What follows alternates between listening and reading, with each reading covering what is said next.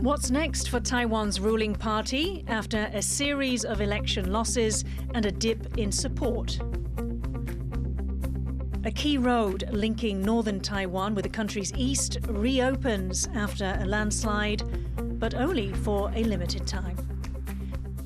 Banks across the country face disruption as delivery workers call for a strike ahead of the Lunar New Year. And ringing in the Year of the Rabbit with rabbits, we check out a bunny cafe.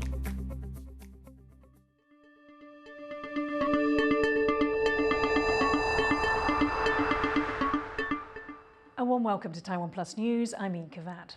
The highway linking eastern Taiwan to the north of the country is open again after a landslide last week. But traffic through the damaged section is being restricted for safety reasons, meaning drivers are still facing long waits. John Van Trieste has this story.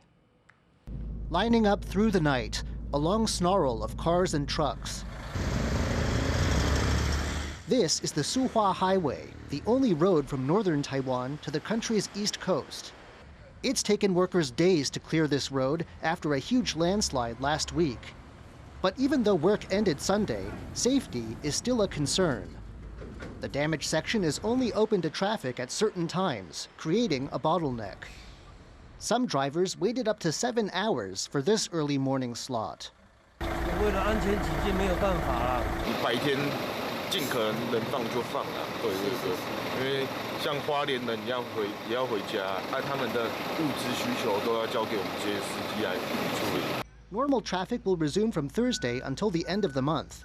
This will allow people to use the road over the Lunar New Year, Taiwan's biggest travel season. But the highway still needs a lot of work. First, a tunnel damaged in the landslide needs replacing. 这种明隧道刚够明隧道，工期要8个月。 就除了这8个月以外，还有包括设计规划招标。 And beyond that, the government plans a series of upgrades. These include projects to shore up the mountains that tower over the highway to prevent future landslides. The government says this work won't be completed until 2032. That means eastern Taiwan's main road artery will remain vulnerable for years to come. Ethan Pan and John Van Trieste for TaiwanPlus.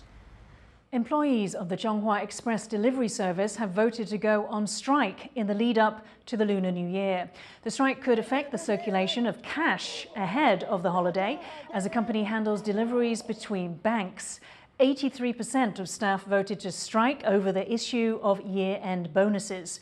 They're demanding 1.5 months' salary as a bonus and a raise of around $25 per month. 去年赚的比前2年还多，那你今年你只有先发1个月，好，那我觉得这个大家都很难接受，那我们希望他赶快发放，好，不然的话我们随时都会罢工。 Taiwan's Executive Yuan says it has approved a new subway line that will connect eastern Taipei and New Taipei. The extended line will link Taipei's Neihu district with New Taipei's Shizi district. This is part of the recently planned Keelung MRT that will expand from the end of Taipei's Blue and Brown line all the way to Badu station in the northern port city of Keelung. The Shizi-Donghu line is meant to reduce traffic congestion in the 3 cities. The entire project is expected to be completed by 2032 and will cost upwards of $900 million. Taiwan's ruling Democratic Progressive Party, or DPP, has a new chair. Vice President Lai Ching-te takes over a party reeling from a streak of election losses and a dip in public support. Party leaders hope that the new leader can help the party make a comeback ahead of the crucial presidential election next year. Jeremy Olivier has more. This man could determine the future of Taiwan's ruling party. Lai Ching-te, the country's vice president, has just been sworn in as chairperson of the Democratic Progressive Party, or DPP. He comes into the role at a low point for the party, which has suffered several election losses in recent months. According to a poll from the Taiwan Public Opinion Foundation, support for the DPP has fallen by around 7 percentage points since October, while the opposition Kuomintang has risen in popularity, even pulling out ahead of its main rival. The Taiwan People's Party, the country's main third force party, is also catching up to the DPP. So how did the DPP end up in this position? Now, on national issues like Taiwan's sovereignty and dealing with threats from China, the party still commands a decent approval rating. But those issues weren't as much at play in the recent local elections, and the DPP has long had trouble at the grassroots level. The result of what many say is a disconnect between party leadership and voters. I think the DPP must deal with the lack of the coordination between party heavyweights and also parties' organizations, both in the local and the central levels. So there's a dysfunction of the party organizations, and we don't see a lot of interactions between the party and the people all over Taiwan.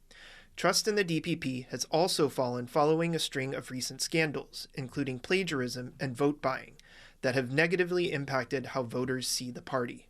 I think right now there's an image of the party being connected with what in Taiwan politics is called black gold or corrupt politics, which is not a good look for a party that's generally viewed as a reform party. But economics has played a role too. Although Taiwan has enjoyed solid GDP growth over the past few years, many of its citizens feel left behind. The DPP cannot respond to the rising inequality. So especially for the younger generations, they are so disappointed and because they suffer a lot from the pandemic. This has pushed the DPP to do some soul searching. The party has recognized its loss of support from young people, its failure to properly handle misconduct within its ranks, and a lack of communication on key issues, and now hopes to address those weak points, which is where Lai comes in. It's hoped that he can start getting the DPP back on track. Known within the party as someone who can get things done, the new chairperson is also expected to run for president in 2024. 在关键时刻，民进党需要你，台湾需要你。希望我们能够再一次的肩并肩，在守护台湾的路上，成功完成使命。 But questions remain over Lai's favorable stance on Taiwan's independence, a divisive issue even within his own party. With so much on the table, he and the DPP will need to work together to unify their message and win back the trust and confidence of key voters. Eason Chen and Jeremy Olivier for TaiwanPlus. For more on how the Democratic Progressive Party plans to move on from recent setbacks, TaiwanPlus reporter Jeremy Olivier spoke with party legislator Lin Jingyi. What would you say are the party's main strengths? The voter confidence, I think we still need several steps. The first step, just like past 2 weeks, we communicate with our stronger supporters, our party members. I think that is the first step. But we still have much more huge populations, especially young generations. They do not like KMT. Most of them, they do not like them. But they are not so trust of us, or they are not so interesting about our next leaders.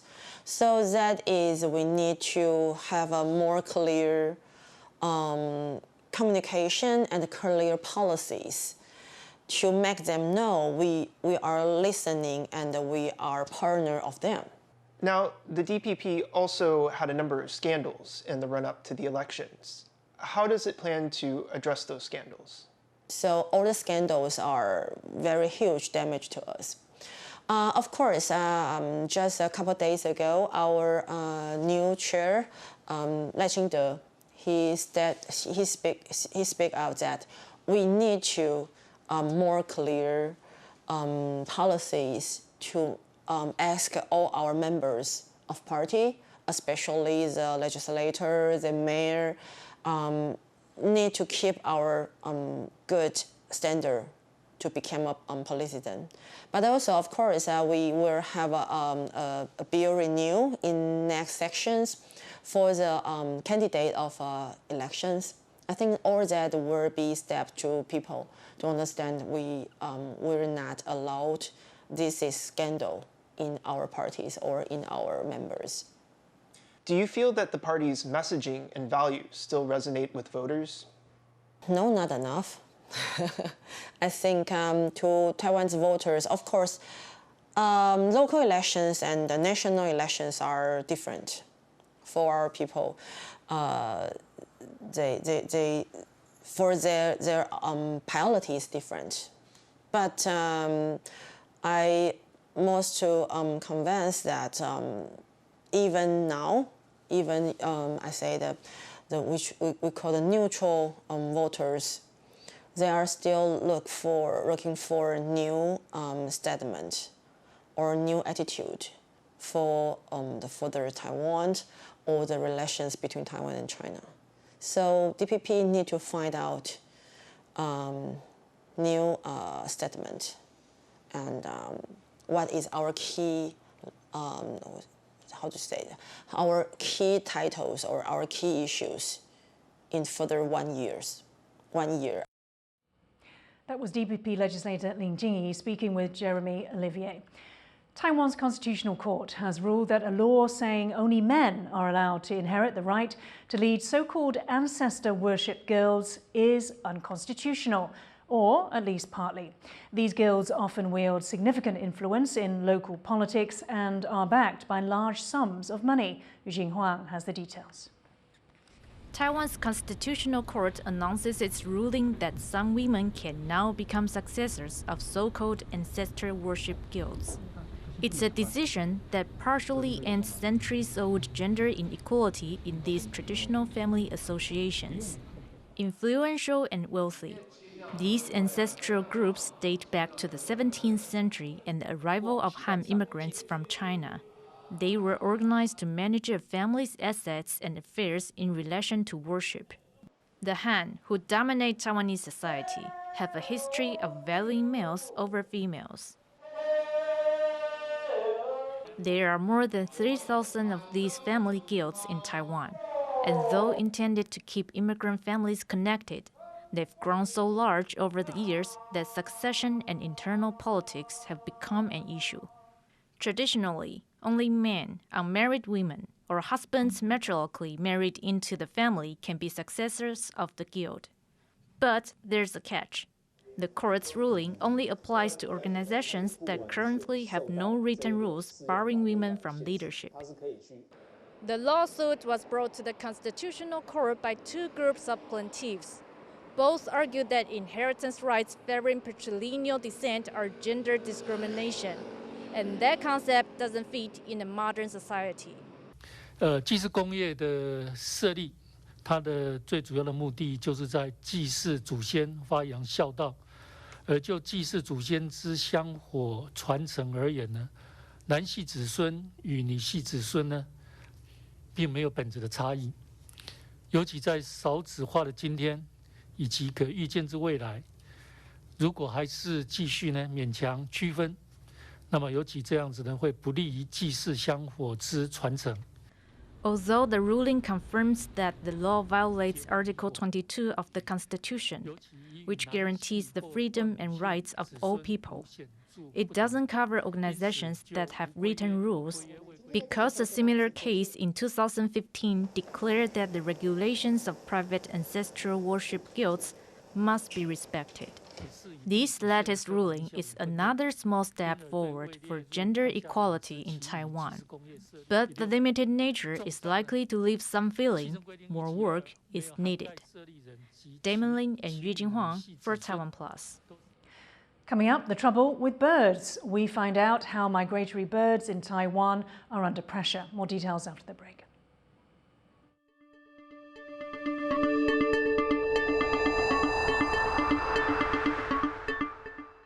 真的很久没有表演，走到了一个必须要停下来的状态。因为我又不会看谱，就不知道哪来的运，有些人喜欢。想想我最擅长的事情好像是玩团。其实我的歌很多都是在解决我自己遇到的问题。我通常会发脾气或者是暴怒，是因为不公平。发现我对舞台是不熟悉的。诚实的讲述你自己，就会有人听。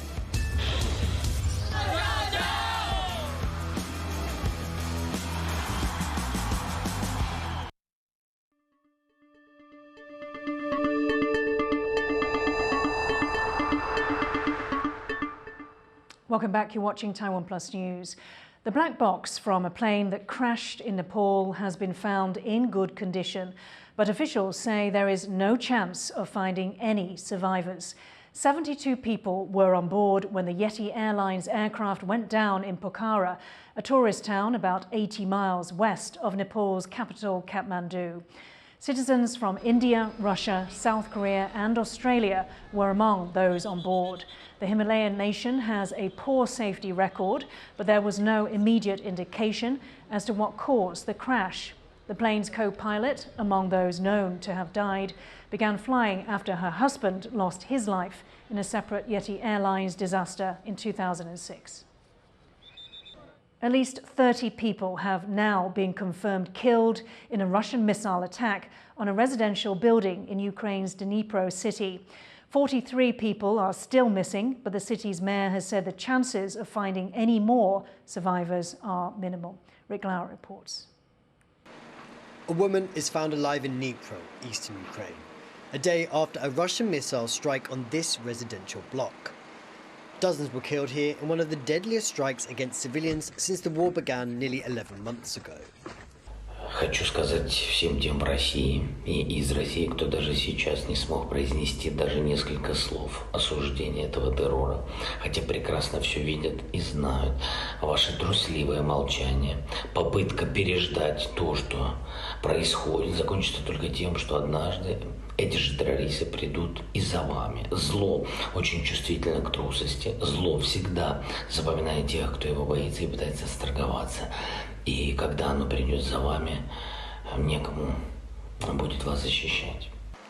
After early defeats forced Russia to scale back its invasion, Moscow has been firing missiles at Ukraine's cities, saying it's targeting military and energy infrastructure. Russian President Vladimir Putin insists his military operation is going according to plan. He's bolstered by the apparent capture of Soledar, a town in Ukraine's eastern Donetsk, one of 4 regions Moscow moved to annex earlier in the conflict. Claiming victory is the Wagner Group, an organization of soldiers for hire headed by Putin confidant Yevgeny Prigozhin. Я приехал сюда, чтобы вручить медали парням, которые брали Солидар. Вот этот вот человек командовал взятием Солидара, взял его без жевания соплей за 2 недели. До этого долгое время там ничего не происходило. Kyiv contests this claim, saying its forces are still fighting for control of the town. The battles in this area have become a brutal war of attrition that is claiming thousands of lives. Ситуация напряженная. Орки лезут в Бахмут, пытаются проделать прорыв. Мы им этого не даем. Мы принимаем всі міри нашої піхоти безпеки.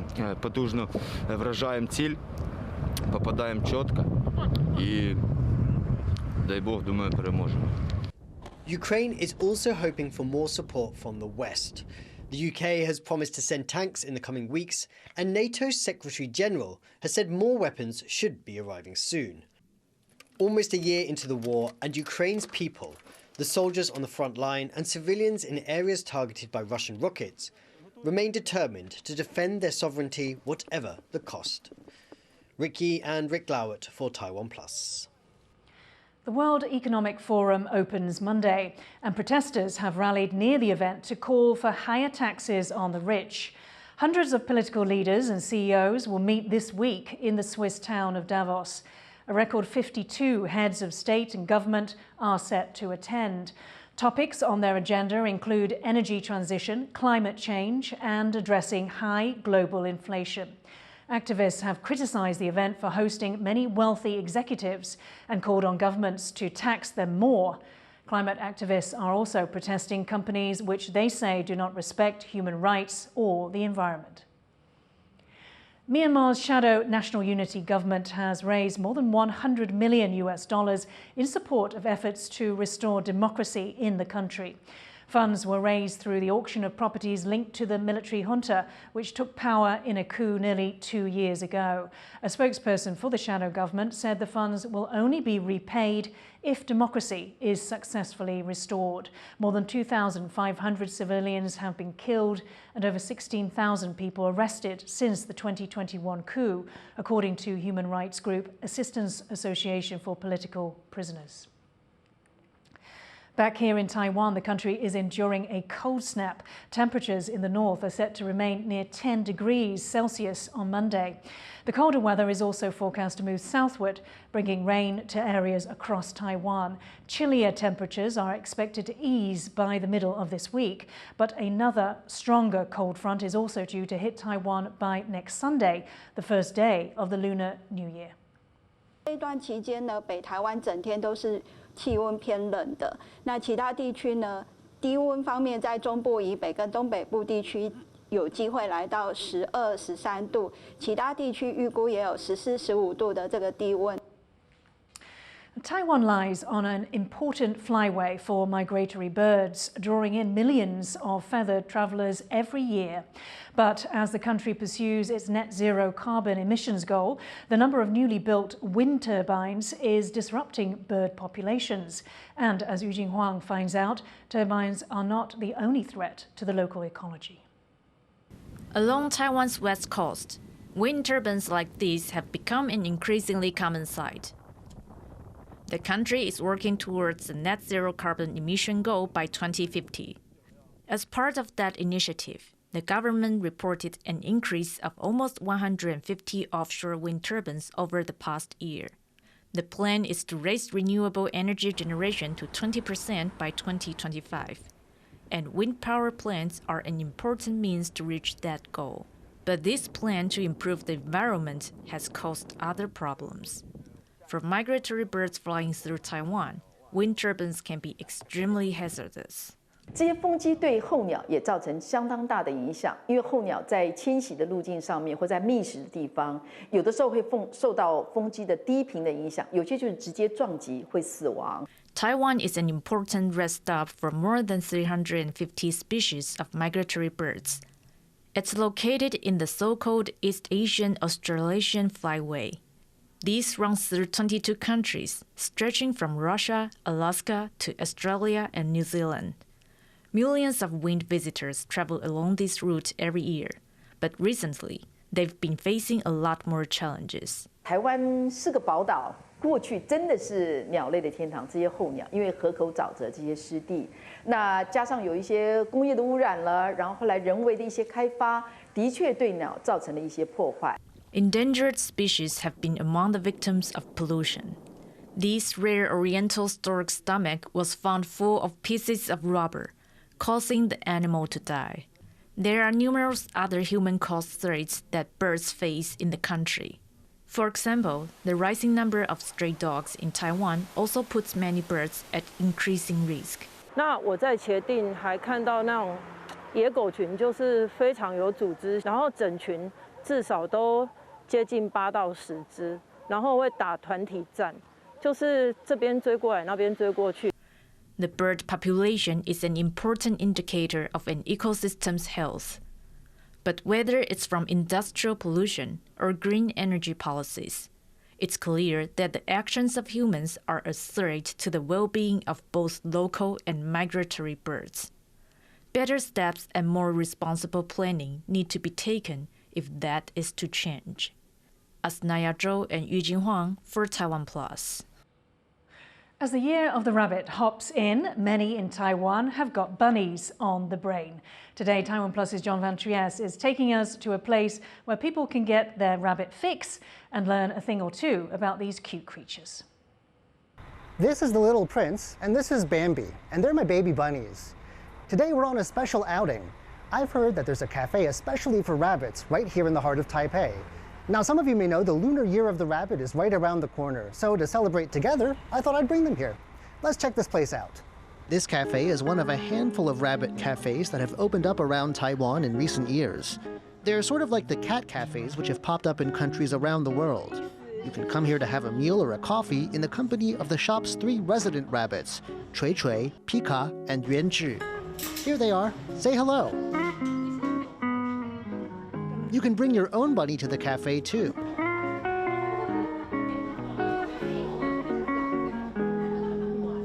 Sometimes groups of rabbit lovers even book the whole place for a rabbit gathering, with as many as 30 bunnies coming together for a play date. You'll also find bunny-friendly items on the menu, like a fruit and veggie platter. And they've turned the basement into a bunny play space. Bambi and Little Prince are quickly at home here. Look at them go.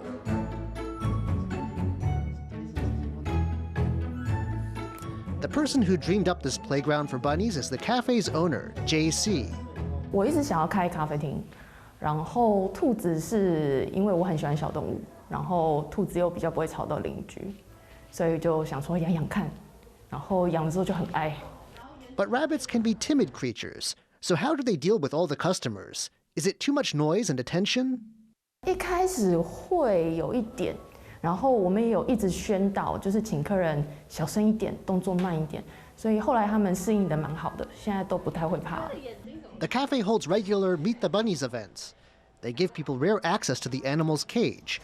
Customers can pet the bunnies and even feed them veggies, something normally reserved for staff. The cafe wants people to see that the rabbits are not toys. They're members of the family. And they want people to think twice before buying one. 我们主要是宣导领养代替购买，对，然后但是如果有些客人真的看到很喜欢的，他花钱去买回来，我们也觉得 OK， 只要你爱他，可以养他一辈子，我们都很鼓励。The cafe is gearing up to celebrate the Year of the Rabbit. They're offering special rabbit-themed pastries and fortune cookies for customers. All this to ensure that these cuddly creatures and their human friends enjoy a happy Year of the Rabbit. Klein Wang and John Van Trieste for TaiwanPlus. Thank you for watching TaiwanPlus News. Finally today, we leave you with images of the Lantern Festival at Fo Guangshan in Taiwan's southern city of Kaohsiung. I'm Yin Khvat. Take care. See you next time.